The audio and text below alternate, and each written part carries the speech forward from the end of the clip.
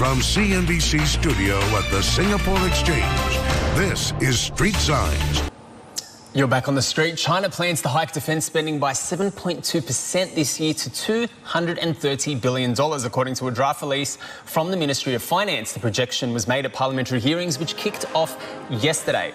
Premier Li Keqiang also gave a report on the government, which included calls for resolute steps to oppose Taiwan independence, but also for a peaceful reunification. So, no changes there in Beijing's stance on the island. But how could all of this potentially play out? Joining us now is Daniel Davis. He's Senior Fellow and Military Expert at Defence Priorities and is a retired Lieutenant Colonel in the United States.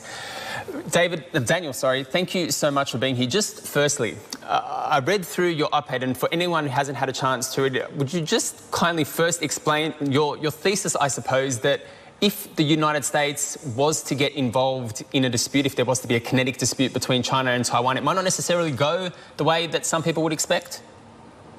That's right, because the reason is that China has been preparing literally for decades its military specifically designed to be able to retake Taiwan by force if they believe that that was necessary, and expressly to defend against the United States coming into their area with, it's called an anti-access area denial, specifically designed for our capabilities.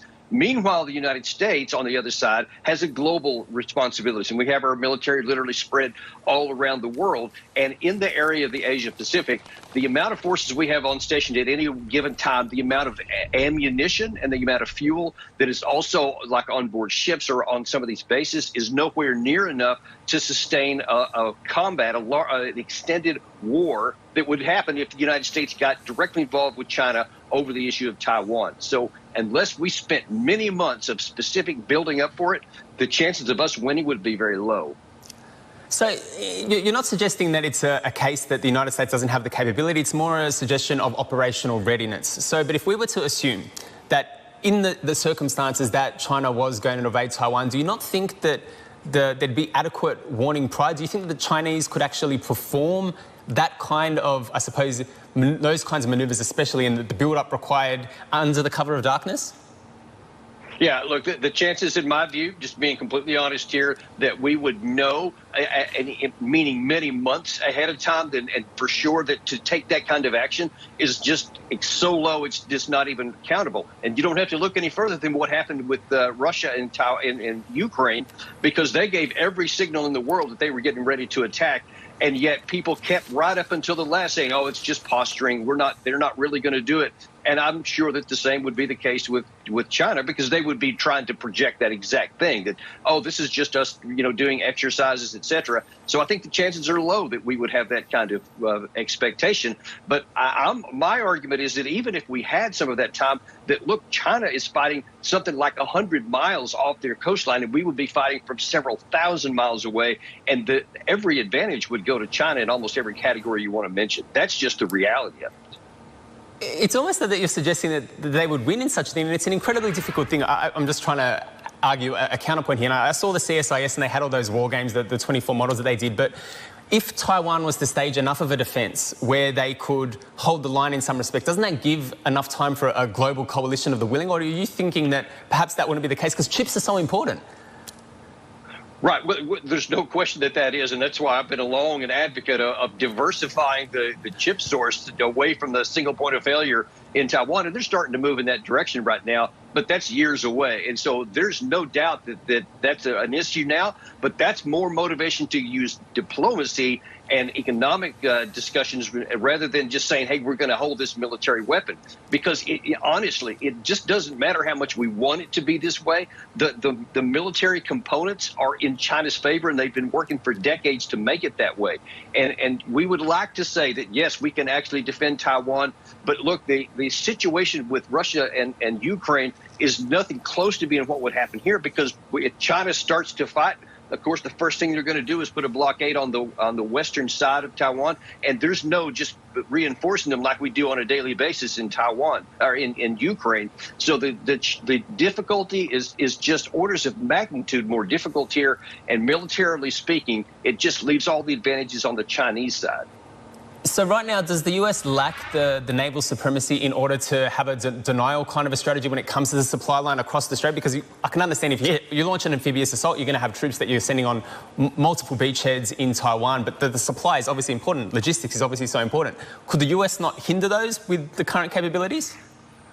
Yeah, I think that that CSIS report you're talking about, the most recent one, which is the latest in a long string of many of such analysis and computer simulations, lays it out very well. It could be done in terms of preventing an absolute Chinese success there, but the cost would be catastrophic for our force. I mean, we would lose hundreds of planes, thousands of troops, possibly one or two aircraft carriers to the bottom of the ocean, and then that would cripple American power around the globe. I mean, the cost, I cannot assess how much that would damage the United States, even aside from just the actual, the pros and cons of the actual battle that would be taking place. But the consequences would be way out of proportion to anything that we would lose if we just don't get involved in the war if it comes to that, and instead use our military to prevent the thing from escaping further and maintaining our power.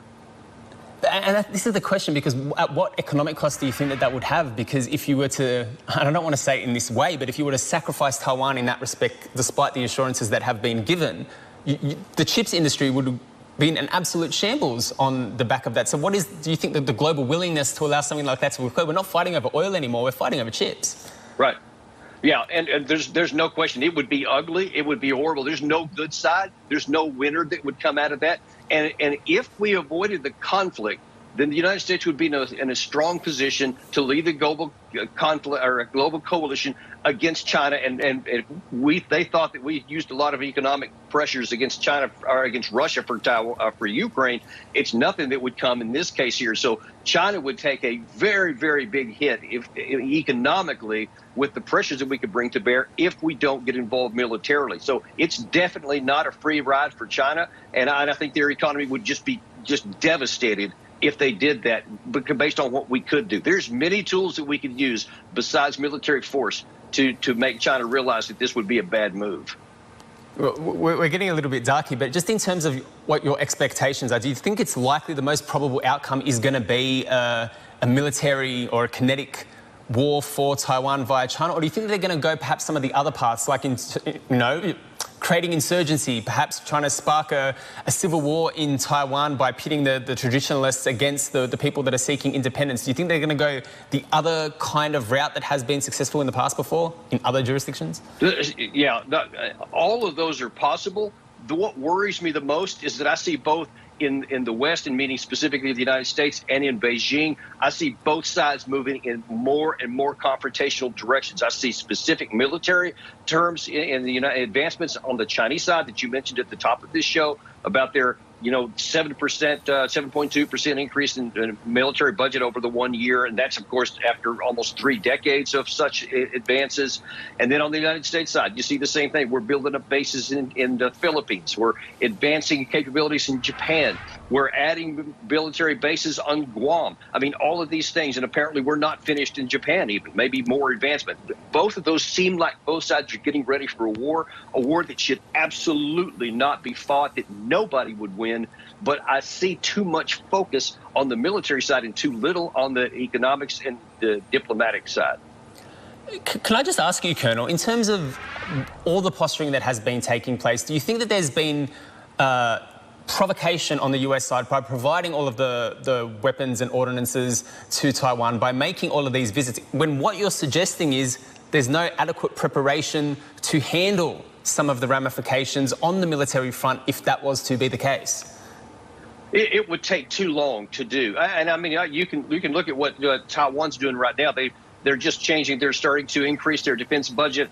And by 2029, they're going to have a larger percentage of their recruits get a year of training instead of 4 months, which is even a year is very little. But it's going to take, till 2029 just to get that incremental increase. You can see that the amount of time that it would take to get the porcupine strategy that he talked about to make it just so painful for China to do, which I advocate. That's exactly what Taiwan should be doing, but it's going to take too long to do that. So we can't rely on that, and we have to use wisdom and sober understanding of what is and isn't possible.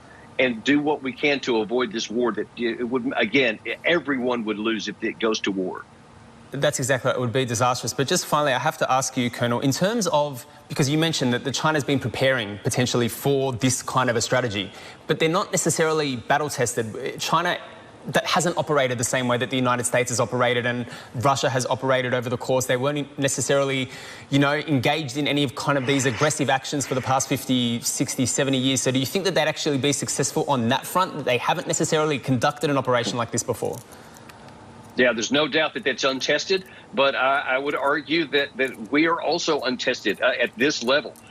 Because, I mean, look, I have 4 combat deployments of my own going all the way back to Desert Storm. And in the 2003 attack into Iraq was the last large scale that we've had. And everything else has been small scale since then. Virtually nobody in positions of authority today in the United States has experience at large scale troop on troop, peer on peer fight, which is what this would be. So it's an unknown on both sides. And I think both sides would be a little surprised by how hard it is. And again, this just underscores because of the lethality of the missile strikes, the air power, and the real big place that drones are playing. I just think that it would be catastrophic because a lot of these naval weapons, especially, have not been tested out in real war. And I think that the destructive power will shock a lot of people. Colonel, we're going to have to leave it there. Thank you so much for your time, and I hope we can speak again sometime soon. That was Lieutenant Colonel Daniel Davis from Defence Priorities.